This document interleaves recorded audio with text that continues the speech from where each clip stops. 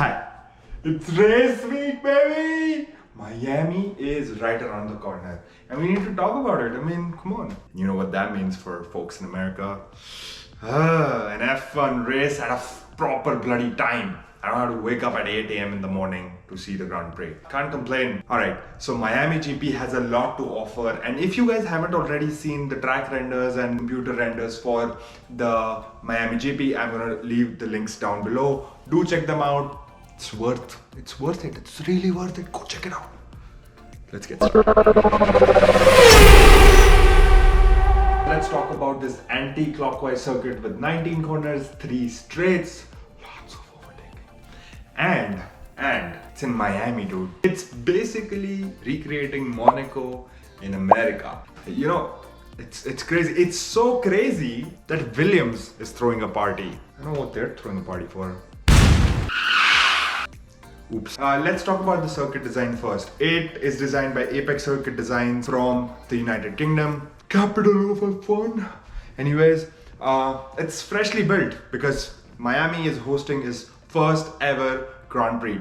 It's never been done before. So it's a freshly built tarmac, new track, new design. The circuit has a lot of characteristics that I want to talk about. And I know I'm going to be going deep nerd shit into it, but it's needed. The track is actually really engineered for Miami Grand Prix to be held. First, it was decided that there's going to be a street circuit. Later, they decided they want to get the circuit around the Hard Rock Stadium, which is home to the NFL team Miami Dolphins. And so it's going to be a super fun experience for whoever is going to attend. Probably take the seats around turn 11, turn 13, and we'll talk about that. Right now, let's get into the nerd mode.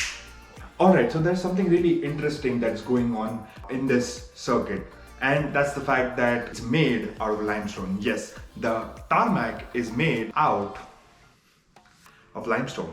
And why is limestone not the suitable choice to go for? Let's understand. Limestone is generally not the preferred choice to go for while building circuits, especially for F1, and the number one reason being is that it has the property to smoothen out over time, which means that if limestone is used to build a tarmac, eventually it will smoothen out. So imagine there being a chalk, you crush it, and then if you hold it in your hand, it smoothens out, and that's very close to what a limestone being used on a tarmac will do to the road. Eventually the track will have less grip because of this, and there will be less tire degradation, which is not very suitable for F1. But, there's always a but. The limestone being used for this track, it comes from South Florida. The material used here is limestone, but it's mixed with a lot of silica, which means there'll be okayish grip, but there'll still be tire degradation, which means the engineers were able to come up with the track which has a good balance of both tire degradation and more or less a little bit of grip, which means more fun for us, more racing for us. Drivers tend to make more mistakes, tire degradation is happening, there's so many strategies going on, mind games.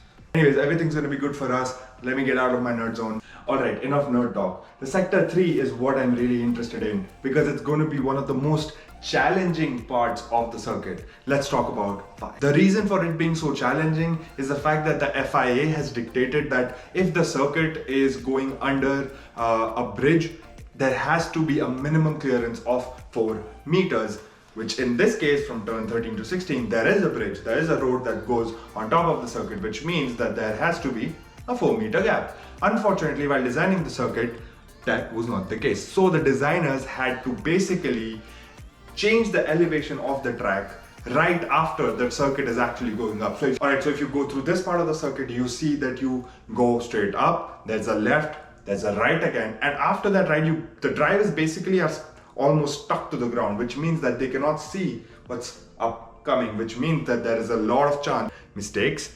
Unfortunately, not a lot of overtaking might happen here because it's just so hard for a driver to carry so much speed up the corner, take a left, take a right, and then go down. But what this means that when they get out of these corners, there is a straight which will basically test the driver's ability to maintain the speed in those last corners. So if a driver makes a mistake in this part of the circuit from turns 13 to 16, it means that they have not only compromised their time there, but they've also compromised their time on the straights. And on the straights, what can happen? Places in one corner. Utterly brilliant driving from Ricardo there. So incisive on the... You guessed it. You guessed it. You're smart. You really guessed it.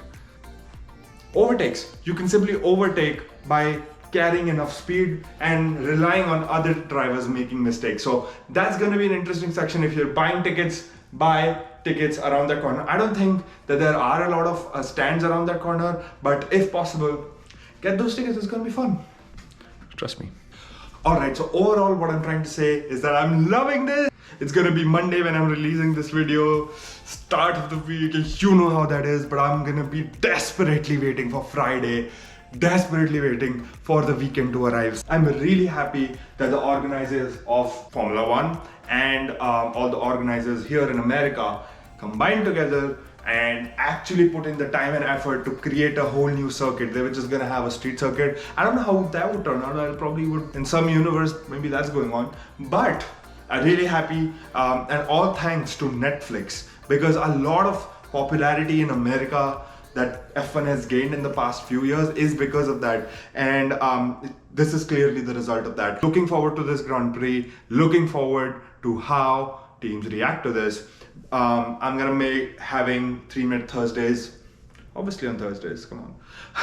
And I'll see you guys in the next one. Namaste.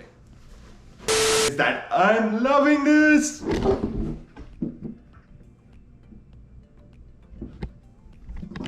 It's a completely new and so it's going to be a super fun experience for. Can't complain. Miami GP has a lot